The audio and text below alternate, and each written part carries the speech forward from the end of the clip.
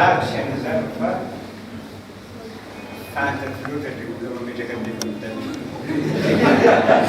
any ao anatin'ny doyen ihany zay izy miangavy ianao anazava zany amitsika reto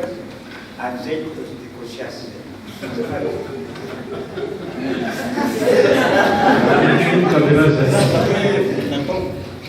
le zany tsotra de hoe autocensure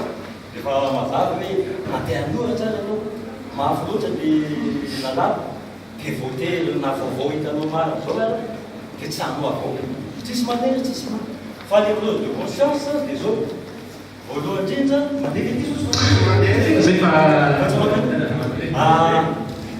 tsika aloha atao voatsaitsika lalandava zay masy matetika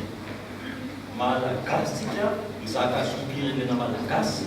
zay voapanao gazety de eo amin'le hoe resaka clause de conscience hoe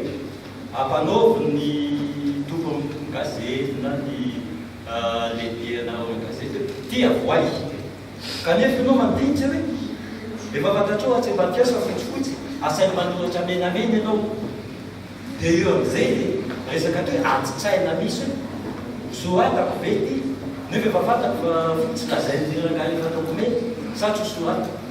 zay nateo clause de conscience miankina aminao manokana mazava nefa vovoaky ianao de zay le izy zay le mitady clause de conscience zoatsika io tsy afaka manao in'iny so apetraka ao io de tsy manoratra anao de raha olona tsara fanahy izy tsy mandroka anao izy satria zay le clause de conscience so anao voaka fa de tsy maintsy miomana mandeto Madagasikara na clause de conscience na clause d'inconscience na inona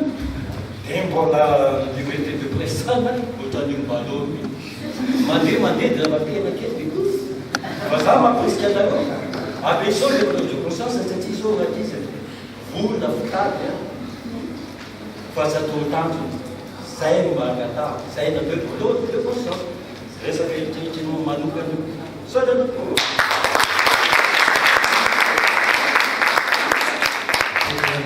Dua, uma das vezes,